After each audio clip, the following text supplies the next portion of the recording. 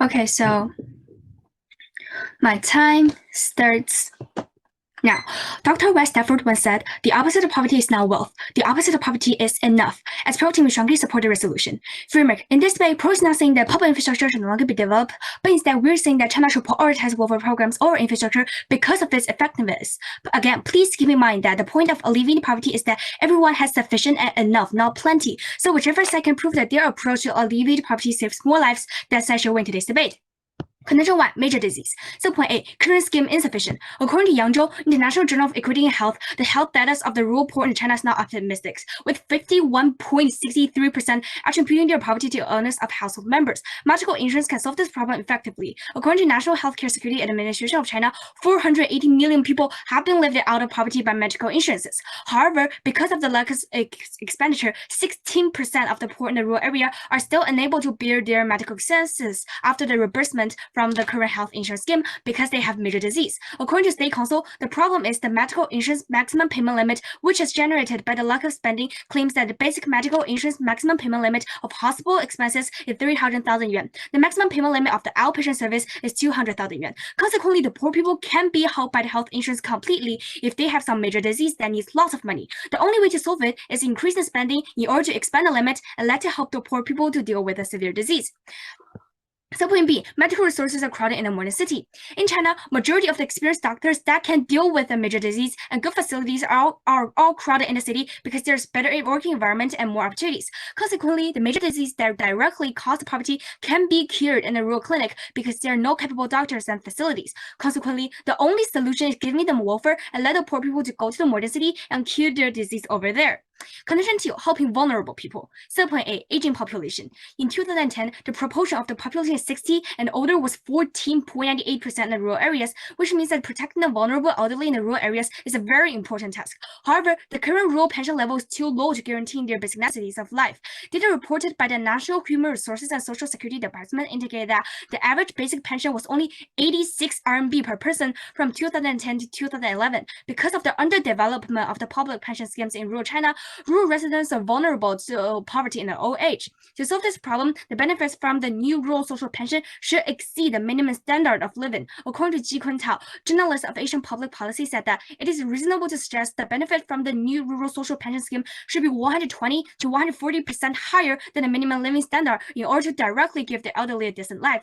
Obviously, the government should increase expenditure on the new rural social pension system to alleviate poverty in order to protect these vulnerable elderly when they're old.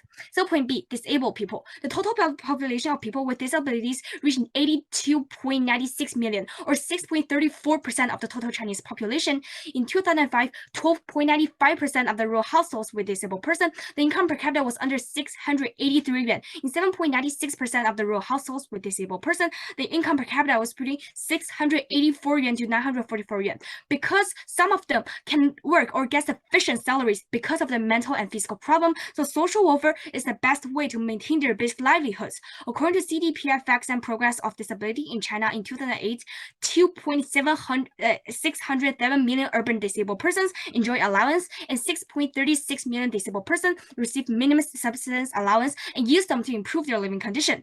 This number is still small compared to 82.96 million, so the impact can be further if we increase the social welfare benefits to help more disabled people. So because of the reasons above, we're proud to stand on the pro side, and because of the lives these measures have saved, we shall win today's debate. Thank you. All right. Judge ready? I think so. Opponents ready? My time starts now. As the con, we negate the resolution that in China, increased spending on welfare programs is more effective at alleviating poverty than increased spending on public infrastructure. To define the terms, poverty, according to James Shin, PhD, is a state or condition in which a person or community lacks the financial resources and essentials for the minimum standard of living. Welfare, according to Adam Hayes, Investopedia, refers to a range of government programs that provide financial or other aid to individuals or groups who cannot support themselves. Public infrastructure, according to Jim Chapello, is the general term for the basic systems, physical systems of a business, region, or nation. Framework, the concept now and in the near future, with increased spending in infrastructure, poverty will be alleviated more effectively than that on welfare. Contention 1, transportation, subway, tourism. Tourism brings great income to rural areas. According to China Travel News, 70% of urban tourists choose rural locations. So infrastructure will take action. According to Xu Wenqiang, director, the Tibet Autonomous Region's Transportation, before the end of this year, all townships, and incorporated villages that meet the conditions will be connected to highways. 95% of the townships and 75% of incorporated villages will be connected to hardened roads, and tourism will thrive. Tourism has grown from US $73 million in 2005 to US $141 million in 2015 at current prices, when the industry contributed 20% of the country's GDP per capita, and welcomes about 134,000 international visitors and makes up 5% of the world's gross domestic product per capita. Therefore, this great income can easily benefit the poor. Subway roads, great transportation dedicated to all fields, including education, jobs, agriculture, etc. The students won't have to travel to schools like going on a roller coaster with great dangers, and the dangers will be avoided. And agriculture will be more easier to be achieved. Jobs can be placed in more difficult areas, etc. Very important. According to the researchgate.net, even low-quality roads are not only significant, but generate 1.57 yuan of agricultural GDP for every yuan invested. The investment in such roads have a greater influence on poverty reduction and national GDP than investments in better quality, high-volume roads. Investment in rural roads, particularly to provide initial connectivity, leads to greater school enrollment and also leads to better staffing in village primary schools, evidence from India, Zambia, China, and even poorer countries, according to the United Nations. According to Wikipedia, 43% of the roads in rural areas have been paved. The quality has been improved hugely, and 36,000 jobs can be generated, and $1 billion can be made and benefits the poor. In addition to provides jobs for the poor, for the workers. According to China Briefing at the 2020 National People's Congress, the CCP announced that in addition to doubling down its Made in China 2025 and China Standards 2035 initiatives, it would spend approximately $1.4 trillion US. The new infrastructure includes 7 key areas: 5G networks, industrial internet, intercity transportation and rail system, data centers, AI ultra-high voltage power transmission, and new energy vehicle charging stations. The same momentum can be seen across different types of technology. Or, for example, China has announced that by 2025, it will invest RMB 500 million in UHV, RMB 100 billion in AI chips, RMB 650 billion in the industrial internet. In terms of 5G networks, China has committed to constructing 5 million 5G base stations by the end of 2025, a 25-fold increase in less than 5 years. According to Brookings Edu, every 1 billion spent on infrastructure can generate more than 13,000 jobs. With that in mind, China's investment could possibly generate more than 2 billion jobs. The average income of a labor worker is 3,000 to 5,000 yuan per month, way above the poverty line. Also, with the infrastructure built, more retailers, agricultural workers, and other workers can enjoy the convenience, which leads to more income. According to Robert Johnston, San Jose State University, low-income households are more benefited from the accessibility of transit. In our impact, all the investments, billions of people can get jobs and feed themselves instead of living off the minimum guarantee.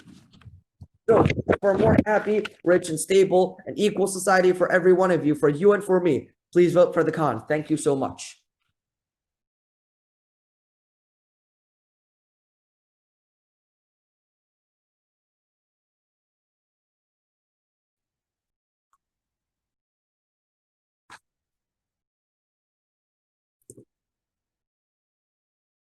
So is our opponent ready? Sure, you get the first question. Okay. So the crossfire starts now. So about our second contention, can you prove that the jobs will be took by the poor?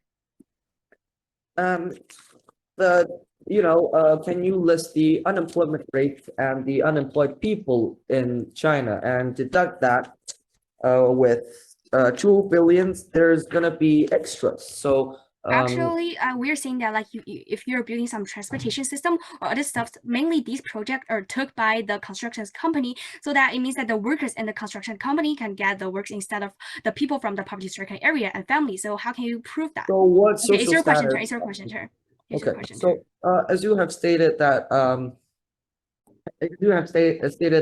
there are too little resources. How can welfare bring these resources to the poor people?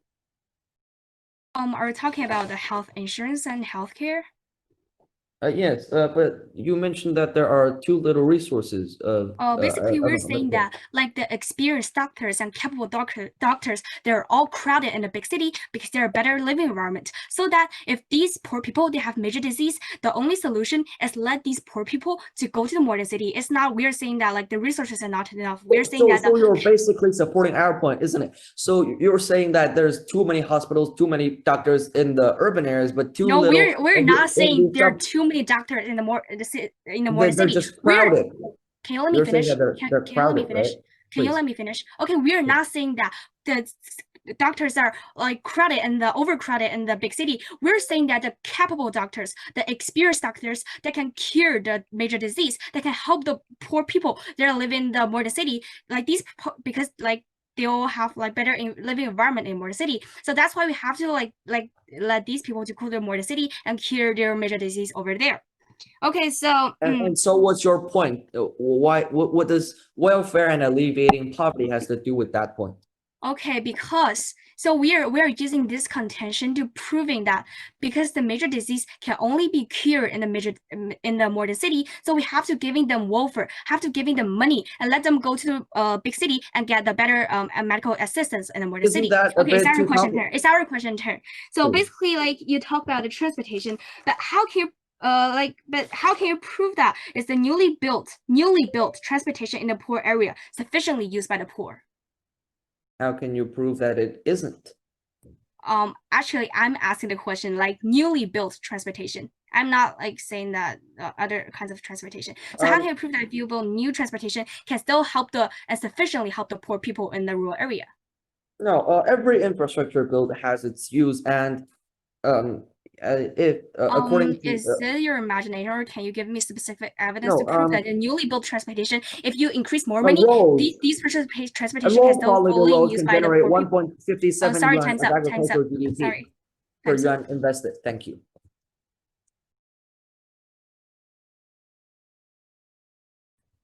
Let me just time myself. So my rebuttal speech starts now. As the second speaker of the parallel team, I'll be rebutting my opponent's contentions. So the first contention was their supplement A was about tourism. And first of all, my opponents never gave evidence to prove that the money that tourism can make goes directly to the poor households in these areas. Most of the money can be just absorbed by those companies that are in charge of building the tourism sites in these sightseeing places. So my opponents never gave any evidence say that you go to this poor place and the money that the tourists pay for goes directly to the poor. So therefore their contention doesn't have much impact because the money doesn't go to the poor. Moving on to their second subpoint about how they're going to build roads and there could be jobs created. However, according to the Oxford Said Review published in 2017, transportation infrastructure is not only very costly, but the benefits that they bring are not enough to compensate for the money spent on the construction. Furthermore, the traffic on these roads are very small. Building infrastructure is risky, and Chinese transport projects, turns out, are just as susceptible to cost overruns as though elsewhere in the world.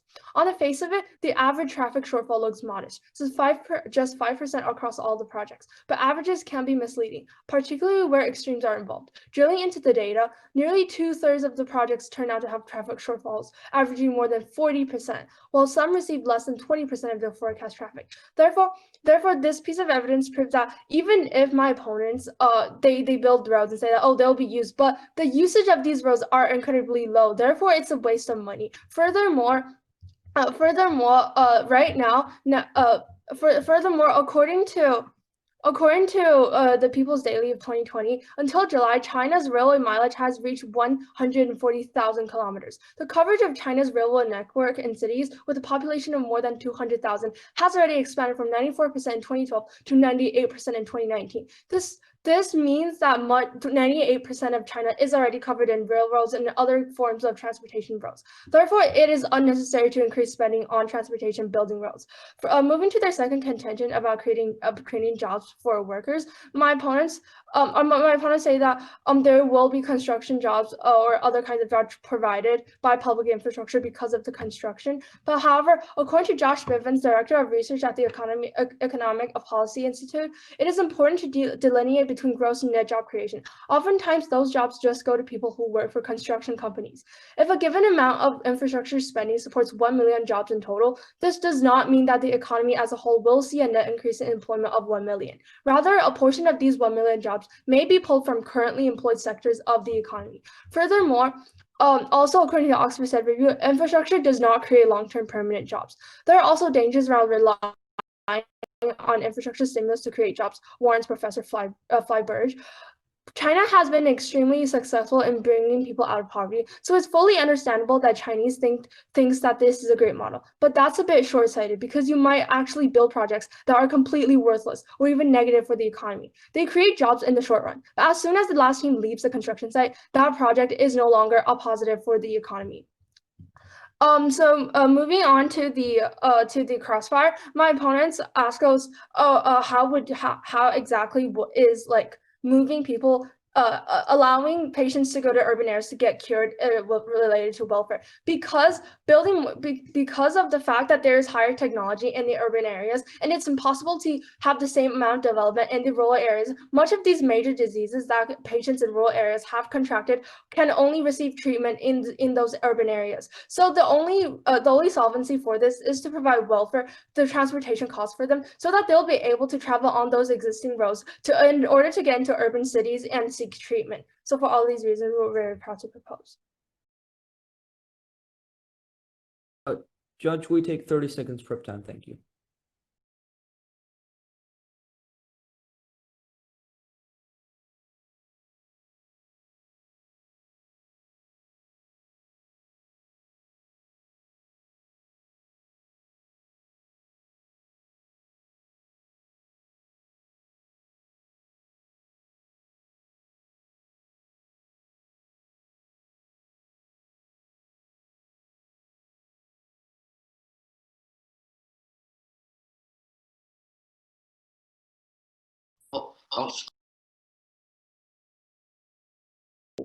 Okay. Judge ready? Opponents ready? My time starts now. As coming from the solution that, when they gave the solution that increased spending on welfare programs are alleviating poverty more effectively than increased spending on infrastructure. So I'm going to rebut against my opponent's 2 points. The first point is about it's about actually healthcare and diseases. Firstly, if there's no infrastructure, there will be no healthcare. Healthcare will involve a place, the hospitals, and a person to cure the sickness, the doctor. These two elements are both total infrastructure. Thus, infrastructure is the basis of healthcare rather than welfare. Secondly, it's more important and urgent. By 2015, there were only 3.66 beds per 1,000 population and 1.28 certified medical doctors or assistants per 1,000 population. And in China, which are much lower than that of the average numbers at national level. Wong's article in 2020, these activities, which is health infrastructure, proved effective in responding to health-related poverty, and 6.2 million households looked out of the trap of intelligence due to illness in healthcare. So these suggest that actually health infrastructure works, and actually better, they have told 6.2 million people. And secondly, what's more, they are saying about the diseases and medical insurance, and about how the quality is bad, so we should improve the quality. But that is actually welfare because it's soft infrastructure about the quality of how the how patients and the doctors solve the problem. So that's actually infrastructure. And thirdly, part of the National Health Development Research Center with the National Poverty Elimination Policy announced by the Chinese government in 2015. The the public hospital is 239.9 billion people in China industry of health insurance, and also more than 1/5 of the average Chinese cost is on medical care, so they are already taking care of convenience services and safety nets. So there's no need and increased spending on health insurance and medical insurance. And next, I'm going to rebut against their opponents about value. The first question is about the elderly and pension. First, mistargeting or other problems. In China, retirement is a poorly managed business. the country applies different standards to urban dwellers and rural residents. Among urban beneficiaries, those working for state-owned enterprises don't have to pay a single penny to enjoy generous benefits. Meanwhile, most private companies have to contribute as much as 20% of their employees' monthly salaries to the urban pension funds, and the workers get relatively small payout when retiring. So they will still suffer from poverty. And already, individual contributions designed to fund future retirements are being cycled up to pay those who have already retired. In 2012, this shortfall has widened by another 24 billion RMB to more than 2.6 trillion RMB, according to China Pension Report 2015. Secondly, a service doesn't only include pension, but the money. It also includes the equipment, utilities, services, and these are all infrastructure. So my opponents are actually agreeing on that point. Thirdly, pension system that involves you to first give the government money, so you must pay for social insurance for at least 15 years in order to get the pension when you're old. And as you are already poor, you cannot pay for this. So pension cannot solve their problems, and elderly cannot be solved with welfare. And about the condition of the disabled. In fact, infrastructure solves better. We can use school infrastructure to improve the situation and the quality of education for the disabled. We should improve the teachers' levels of knowledge and the ability to deal with disabled persons higher, and also give job for disabled training programs, training by the schools and build schools. So this all need infrastructure. So that makes all these conditions that rely on our point, which is infrastructure.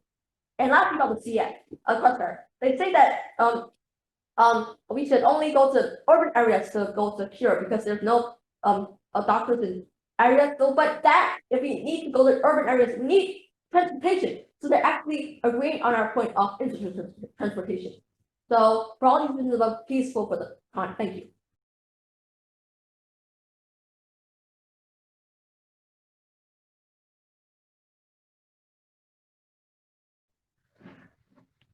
I believe I have the first question.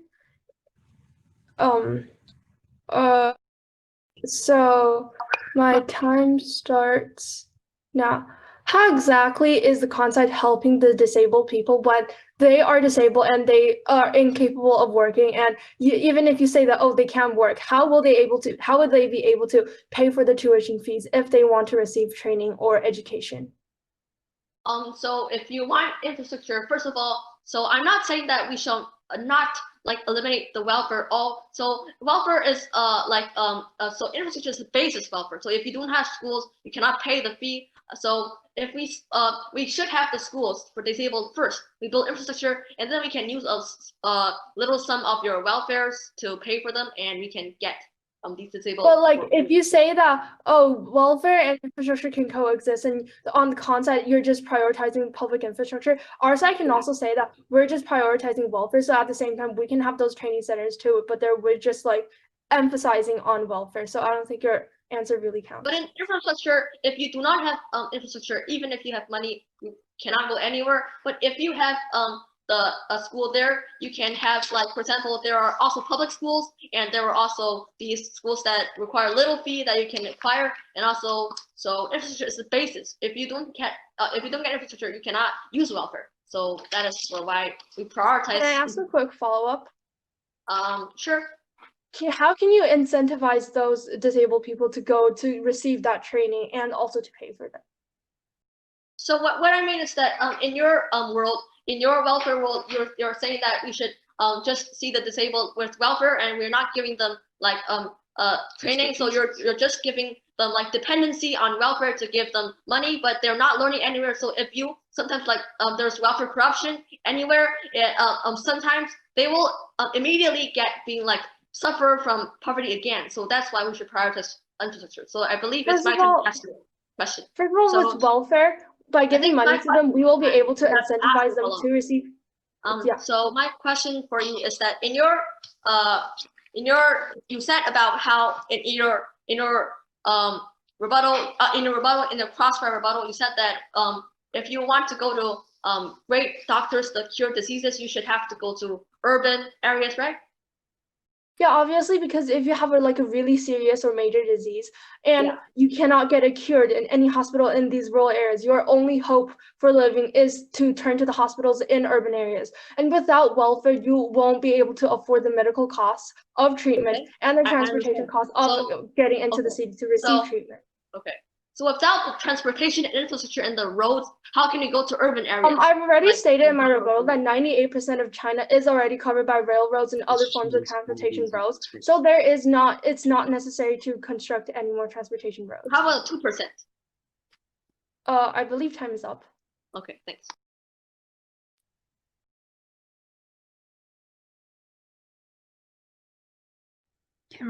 Can Pro use 2 minute prep time for the summary speech? Thanks.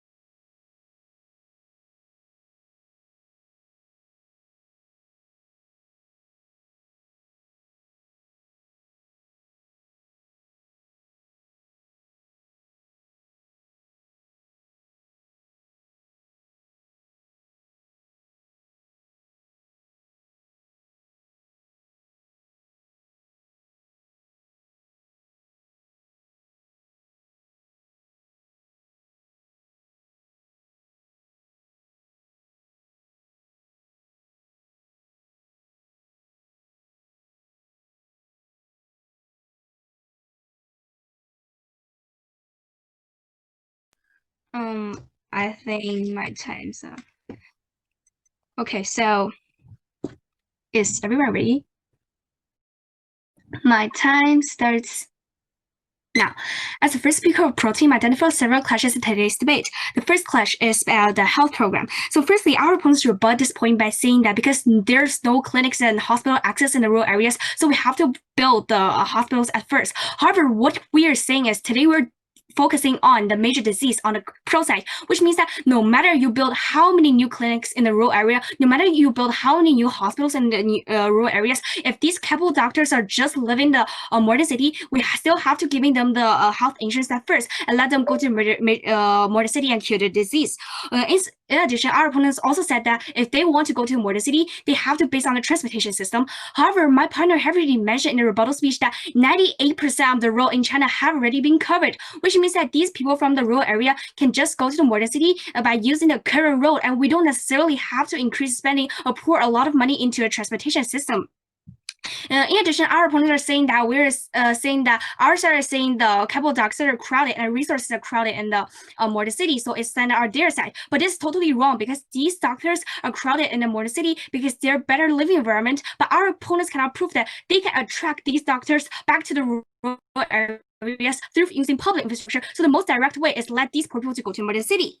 And then the second clash is about the transportation system. Firstly, my partner have already mentioned that building the road is risky because they might not be used sufficiently in the rural areas and the local residents. And our opponents also didn't directly answer this question in the first crossfire. In addition, the most important problem is 98% of the road in China have already been covered. So we don't necessarily have to increase spending on it. We are not talking about which side is beneficial or harmful. We're saying that we should increase spending on which side.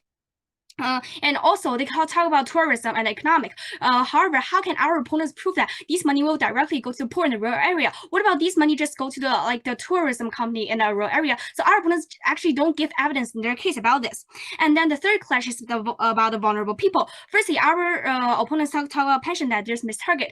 Firstly, our opponents are only saying about the general pension system, but our side are only focusing on the new rural pension system in the rural area, which means that if we only focus on one part, the mistarget rate will be much lower. In addition, our opponent is talking about there will be services for the elderly. However, if they don't have money at first, if they don't even have sufficient pension at first, how can they get these services without money?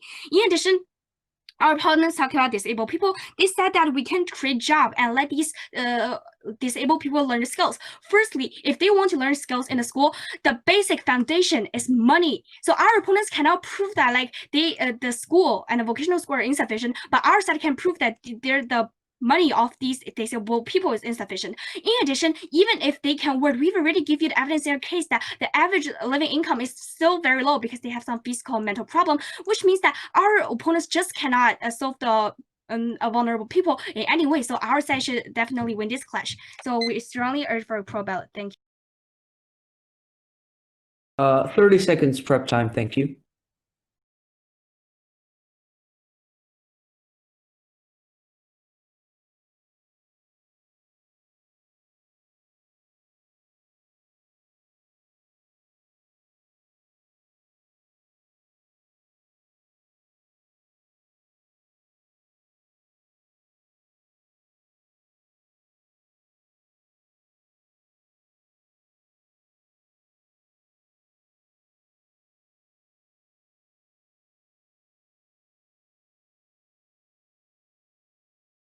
class 自己的点忘。Okay, I'm ready. Judge ready? Opponent ready? My time starts now. To summarize this whole debate, let me restate that as the con, we strongly negate the resolution that in China, increased spending on welfare programs is more effective at alleviating poverty than increased spending on public infrastructure. First of all, there are multiple clashes in this debate. The first clash is about healthcare. My opponents have stated that urban hospitals often have more advanced technology and doctors, but that's wrong because first of all, people need to travel to the hospitals. They have stated that China has been covered by 98% of the roads, but in all of these roads, very dirty and muddy roads, and the open platoons and planes, they all count as roads, and their evidence is actually false because according to the Chinese Ministry of Transportation, the 98% evidence is only expressways connecting to municipalities. Also, the second clash, so we went firmly on that clash. Their second clash is about pension. Our opponents have stated that people get better services after the government's welfare, but that is actually wrong because according to our evidence from the Ministry of Civil Affairs and Social Security, people need to pay for 15 years of the medical insurance before they get the pension after they retire. So where do the people get the money to pay the medical insurance? Also, we have stated that there are corruption problems in the pension system, and they have not given us any evidence that they can solve the problem. So they have agreed that there's corruption. So we went firmly on this clash as well. The third clash is that tourism. They have stated that we have no evidence to prove that the money goes directly to the poor, but they have not listened very clearly to our contentions that according to a state-run media CCTV, in the incorporated villages, when tourism gains money, the money was split up into every household. So we went firmly on that clash as well. The fourth clash is about healthcare. Also about healthcare. They have stated that the current resources is insufficient. So that's actually them supporting our point that we need to spend more on infrastructure to provide better resources and more resources in urban and rural areas. Even if the doctors aren't as advanced, we can bring them training, basic training, which is a kind of infrastructure, not welfare. It's not extra, it's the basic training. So that point's also supporting us. So according to all I've stated, we should win firmly on in this debate. Thank you.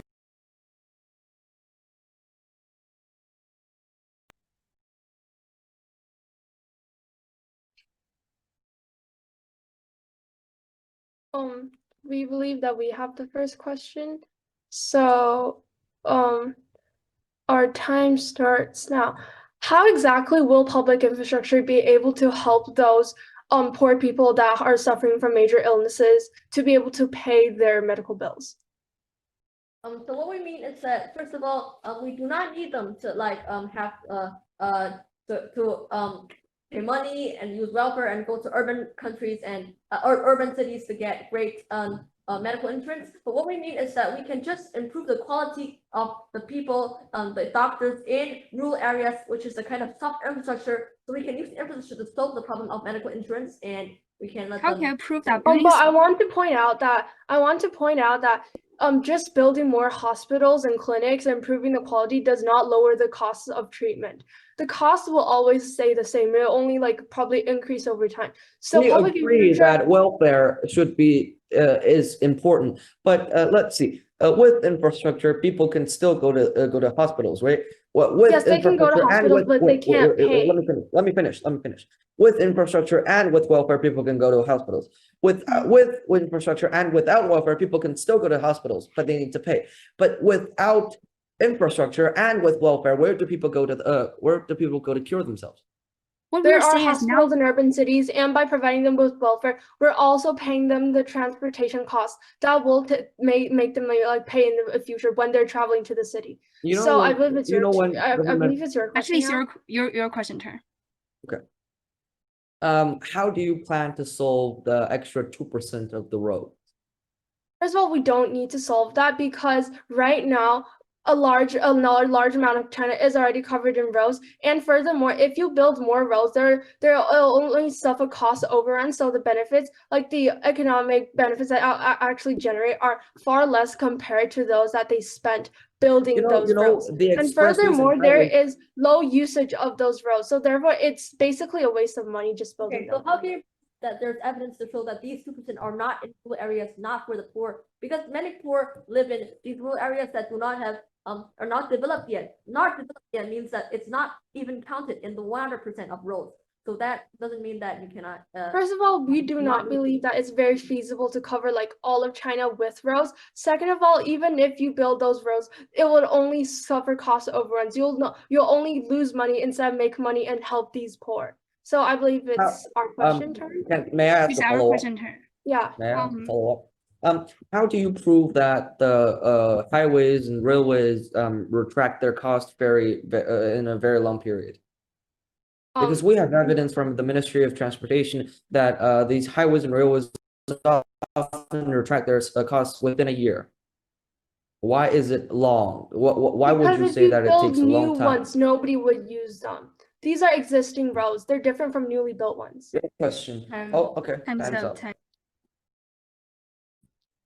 Can I take the rest of our prep time? Thank you.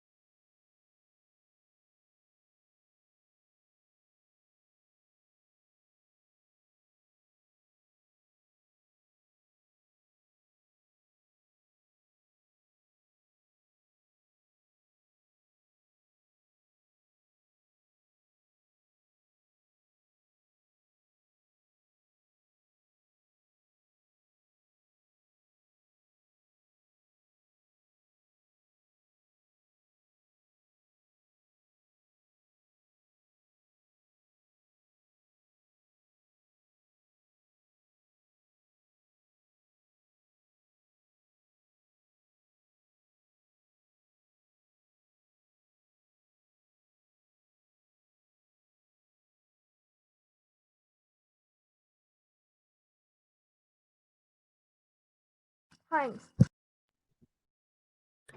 Let me time myself. So my time starts now. So by now I've identified a few winning issues for the pro side. The first one is about disabled people. We believe that the con side will not be able to incentivize or provide to or financially aid these people to able to receive school and training, because obviously these programs do require you to pay money. And second of all, we do not know that all disabled people will be capable of working. So in a scenario when a person will not be capable of working at all, then public infrastructure will not bring any benefits to them at all too. Moving on to the second winning issue, which is about pension. On the pro side, we're just focusing on rural pension, which is different from the urban pension. Therefore, there is a difference between urban and rural pension. And furthermore, about healthcare, we believe that the con side is only just building more hospitals, and they're trying to improve the healthcare quality. However, just building more hospitals, improving the healthcare quality does not mean that the cost of treatment will be lowered. Therefore, when right now these people with major illnesses cannot afford their medical bills, then in the future they will not be able to afford them either. So therefore, the only solution to this scenario is that we, as the pro side, provide them with welfare and increase spending on medical insurance so that the maximum payment limit will be increased, so that these people will be able to pay for their medical bills. And the last is about job creation. My opponents never responded to my rebuttal of job creation, how those jobs mainly just are mainly pulled from the existing employed sector of the population, and these jobs don't go to these unemployed workers or those poor or these poverty-stricken families. Therefore, furthermore, these jobs are not permanent and they're not long-term. They're just constructing jobs that start and end. So therefore, for all these reasons, we're very proud to propose.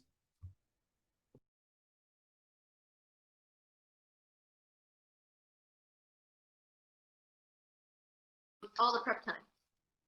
Thanks.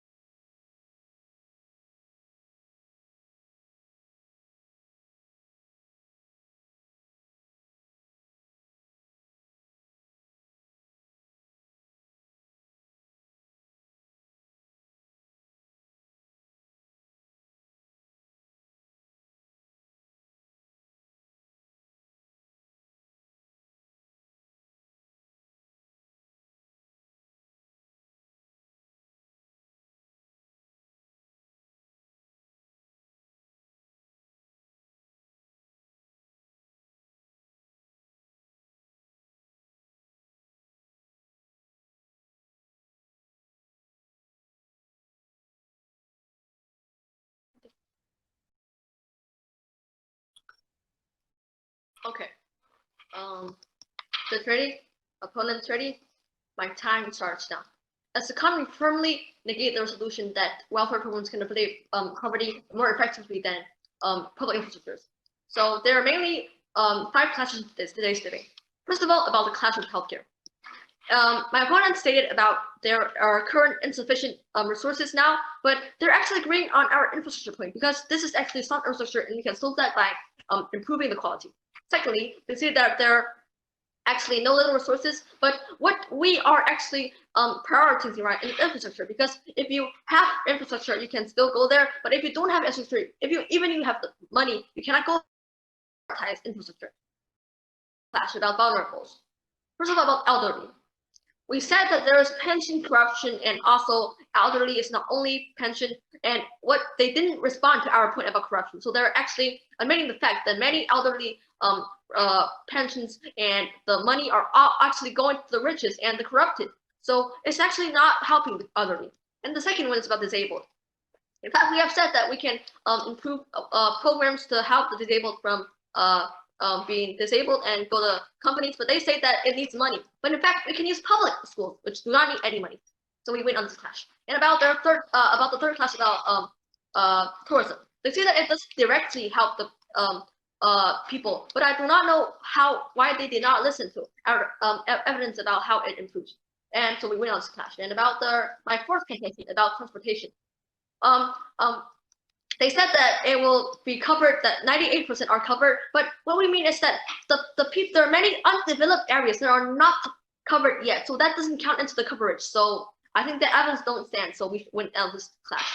And the last clash about job, they say that they should only go to companies, but in fact, now people go to contracts with the villages, so people are in a long-term job in the companies, so they can get long-term and they are counted as a part of the company. So for all these reasons above, please vote for the con. Thank you.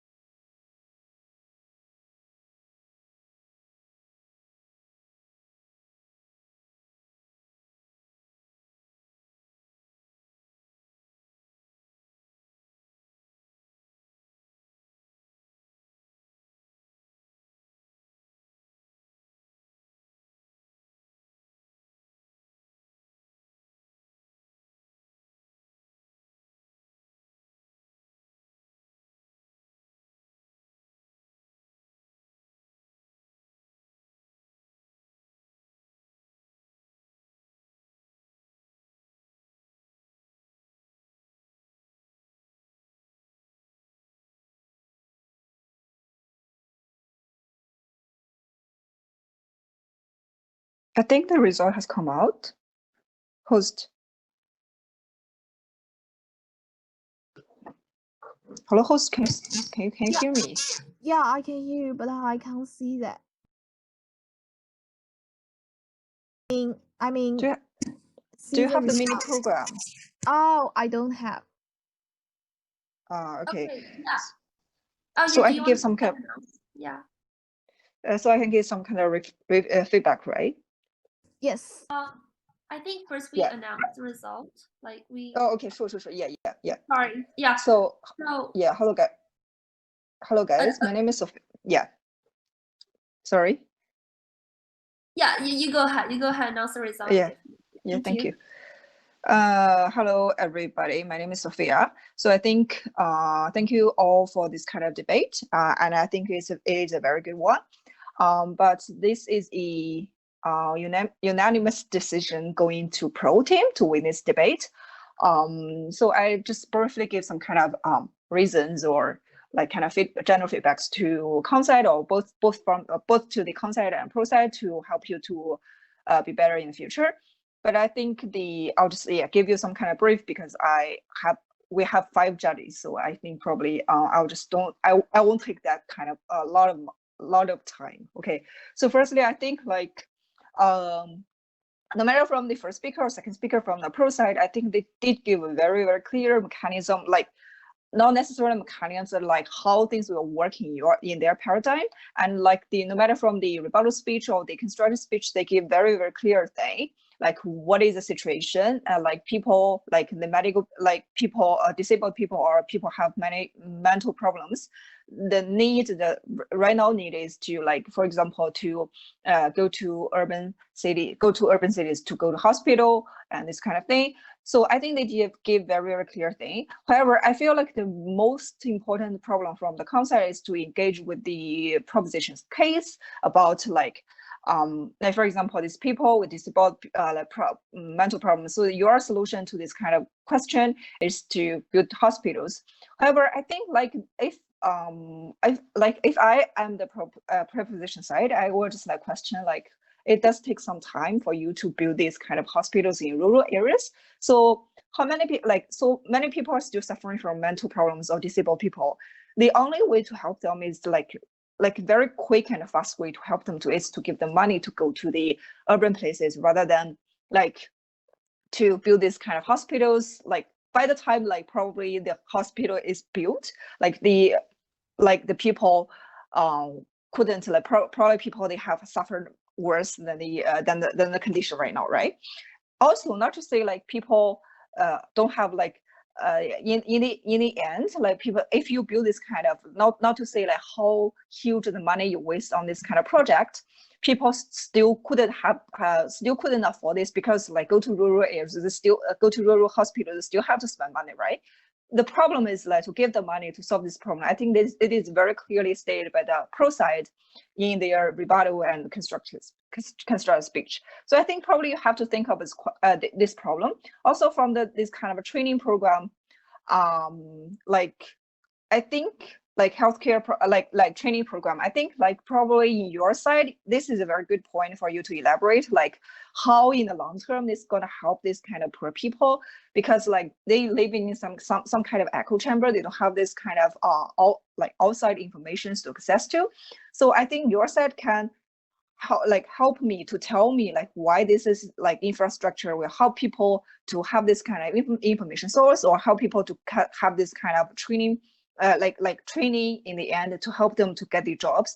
And the third point is like the kind of thing pointed out by the opening by the proposition saying, because like your infrastructure provided money, and the jobs, that doesn't necessarily mean that this kind of jobs or money will definitely go to the poor people, right? And also like the fourth point is like pointing out about you for the corruption problems, but you didn't tell me like why in your side the corruption will never happen, right? Because the corruption is a both sides problem, because like in their side the corruption will probably happen, and your side corruption will probably happen as well. So this is the thing like you have to clarify to me why in your side this kind of infrastructure people won't like the corruption won't happen, and people like poor people won't suffer like in your side, right? So you have to like which is a way to tell me like your side is better than their side, right?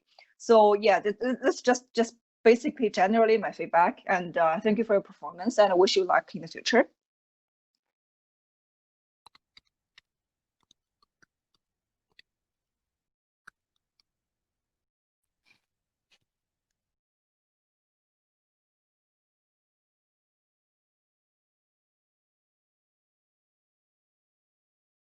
Yeah, so thank you for the feedback, and I'll just give some feedback as well. I think I ended up voting for the pro for the following two reasons. One of them is I think they did a pretty good job proving that jobs created by infrastructure are not very sustainable, and also that they do not often, it's not necessary, it's not like always that they would go to the poor, so it might there be mistargeting problem in the jobs that are created by infrastructure. And also like I think they did a better job at proving that like welfare actually provides like a better solvency for the issue of helping the vulnerable groups out of poverty. There were also like the medical care clash in this debate, but I gave to neither side because I don't think I heard anything like proving that which one is the fundamental. Like from pro, I need you guys to prove to me that it's the cost that was preventing people from going to hospital. I need like statistical evidence, but I wasn't seeing any of those. And the con as well did not prove to me or give me some statistical evidence suggesting that, oh, it was because of lack of infrastructure that people could not get like a Medicare. So I think that's something that both teams can improve on, but it's a good debate, and congratulations to the pro team. Thank you, Judge. Okay, so I think I'll just give my feedback as well. I also went in for the pro team because personally I thought I noticed they did very well with their contentions as well as their arguments. They effectively rebutted their opponent's contentions. One thing I like about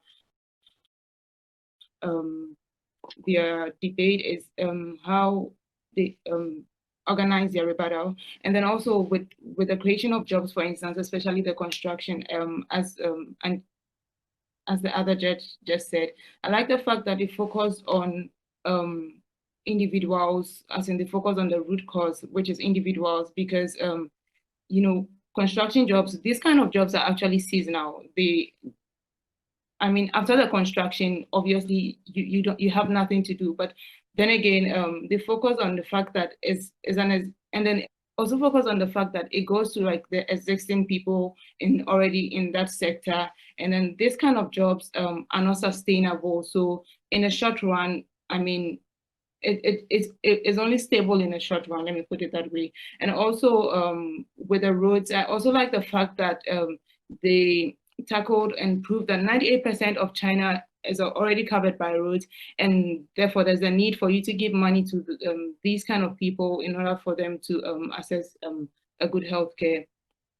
But the con team were actually focusing on the 2%. I mean, anyway. But then again, they also argued on a tourism part where the con team was like, tourism is actually going to generate money and all that. But I like the fact that they focused on the money not going to the individual, but the money going to the tourist sector. And then if this money is going to the tourist sector, how then does the money go to individuals to actually like alleviate poverty? So I think they really did well with their arguments and their contentions, and yeah, it's a great that's why I went in for the pro team. So all the best to the pro team, all the best to the con team. Thank you, Judge. Thank you for judging. Thanks our opponents. Bye. Yeah, bye. Bye. Thank you. Thank you. Bye. Bye. Bye.